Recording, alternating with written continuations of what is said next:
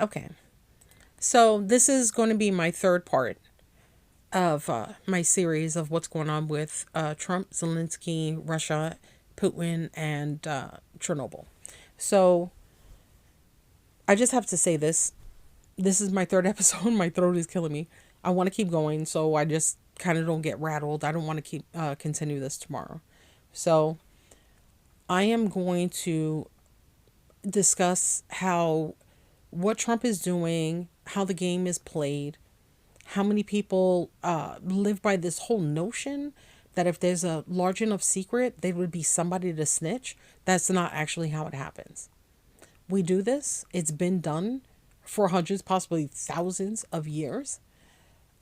There's always been a good guy, there's always been a bad guy, there's always been a handler in between, there's always a middleman. Trump has been in play for 30 plus years to get to this point.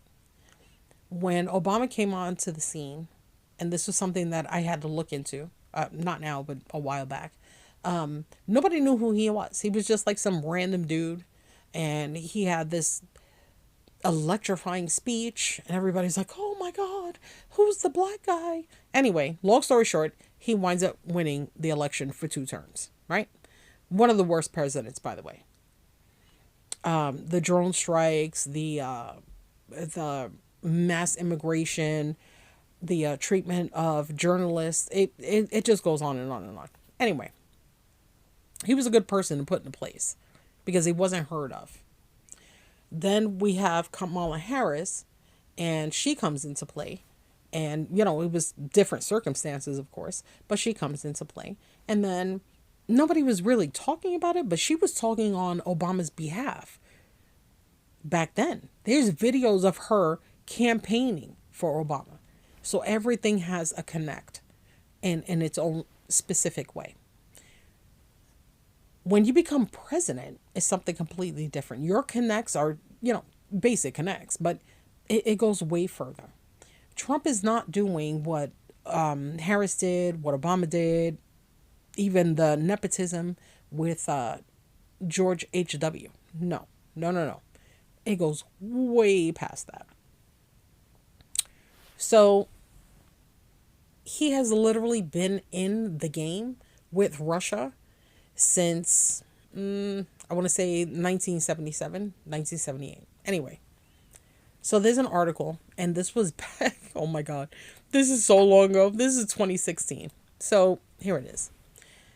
And I'm going to butcher names, so sorry about that.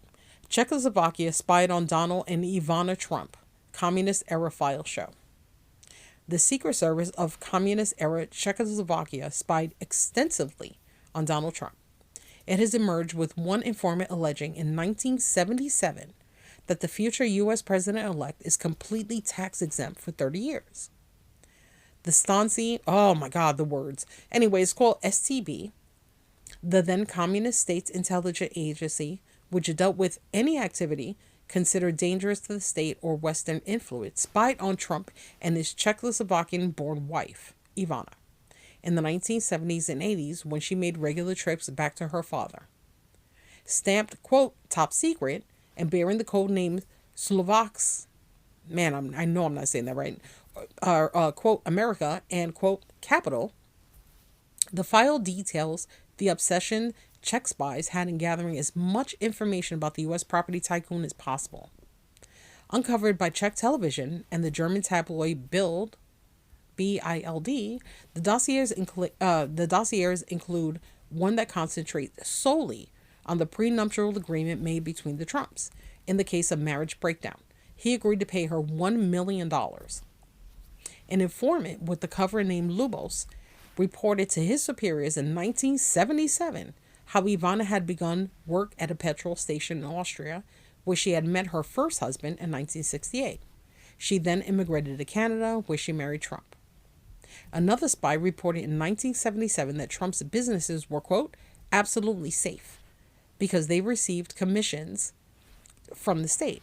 The informant added, quote, another advantage is the personal relationship he has with the American president, presumably Jimmy Carter, and the fact that he is completely tax exempt for the next 30 years.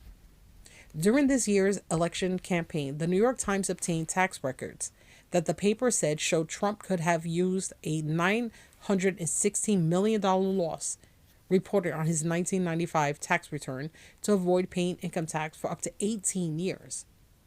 Asked about the story during one of his presidential debates, Trump acknowledged this was accurate. In 1988, a further informant working for the cover named Milos reported that Trump was being put under considerable pressure to run for the U.S. presidency. The Czech authorities should be made aware, he said, that Ivana was under pressure herself to not put a step wrong during visits to Czechoslovakia, or else she'd risk putting her husband's potential candidacy in jeopardy. Any false steps of hers would be incalculable consequences for the position of her husband, who intends to run for president in 1996. He added that Trump was convinced he would win. How is this information not major information? He has been in play this whole time. This is where I get this line of thinking where his father was ruthless, brutal, but he knew how to make money. Then you get that one kid, right, that you have to give the money to. His brother was an alcoholic who passed away. His nieces, his nephews, his cousin, everybody hated his guts. Everybody knew he was dumb. But dumb in his own way. Not dumb like intellectually dumb. Just easily manipulated. They watched him. They observed him. His wife, and I'm literally telling you how this all played out. His first wife was involved in getting him where he is today. He's not lying about World War III. He's not lying about tariffs. He's not lying about where he's taking the United States. He's not lying at all. He's known this whole time.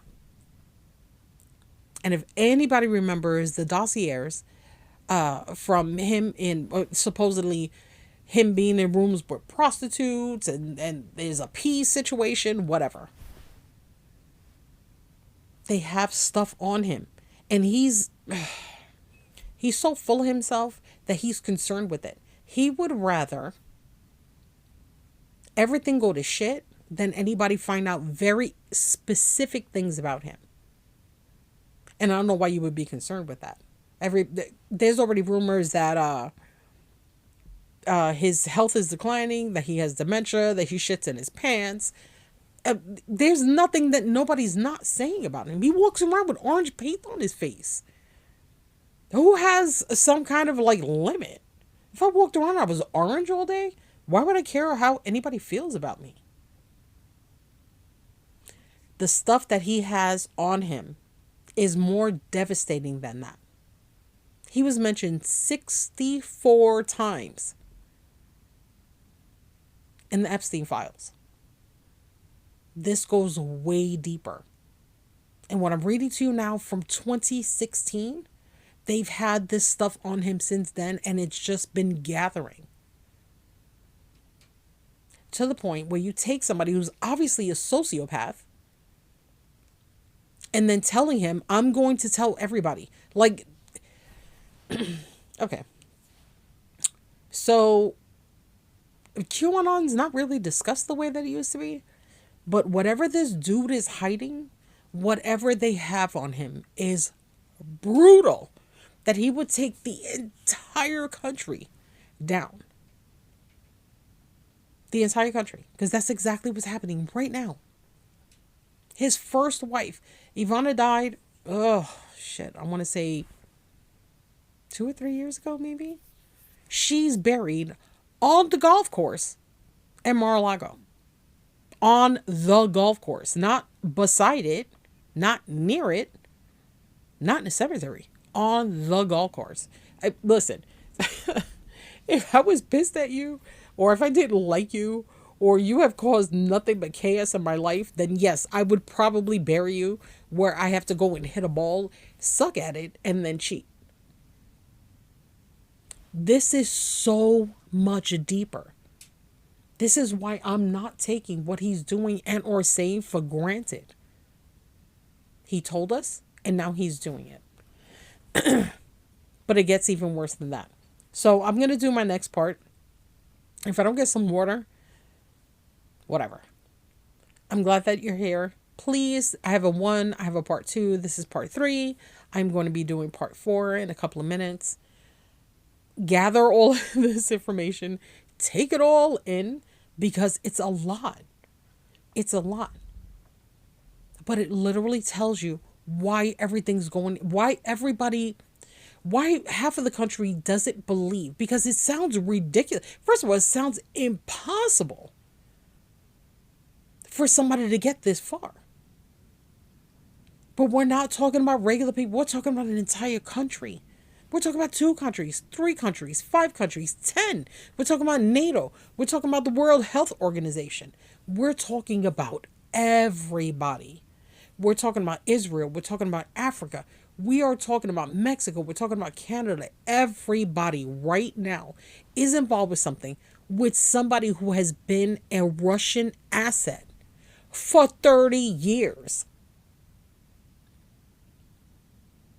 Just because Fox isn't saying it, just because MSNBC isn't saying it, doesn't mean it's not a fact. It doesn't mean that there isn't a paper trail. There is. When I bring my information to you guys, I'm not taking the regular steps, because that doesn't make sense. I'm just going to get the same information you guys are getting.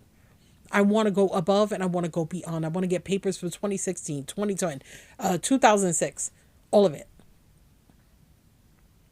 So that you can make the same connects that I'm making right now and that I want to bring to you. And this is just a joke, but seriously, I'm not going to kill myself. So if something happens to me, you already know what happened. Ha! No, seriously. It turns out to be something that will eventually make sense, but how we're all going to pay the price. We're all going to pay the price. So I'm going to do my next, hold on. I'm going to do my next episode. I'm already 12 minutes in. I'm going to do my next episode. It's going to be about how things are playing out now, how it's coming out now that Trump may be a Russian asset. And then after that, martial law. Now it's going to be 5 parts. Martial law and how this is going to be a continual shit show for people in the United States who thought that there was no way that it could happen here. And now this is our day-to-day lives. This is now our new life. The same way that we avoid giving 10 cents to some country that needs it and their children are starving. We have been a third world country. Us having the media that we have now is making it seem like it's not. This is our life, and this is how it's going to keep going.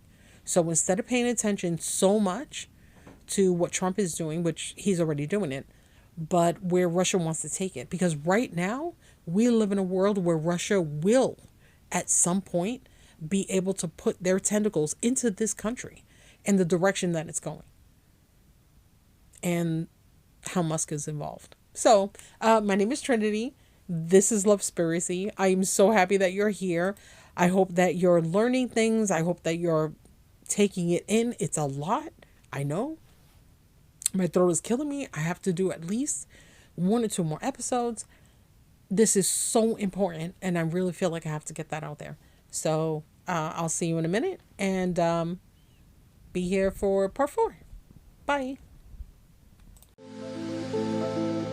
If you enjoy our content, please show your support by liking, sharing, and following. Our strength is in independent media. Our voices matter. Thank you for making this possible.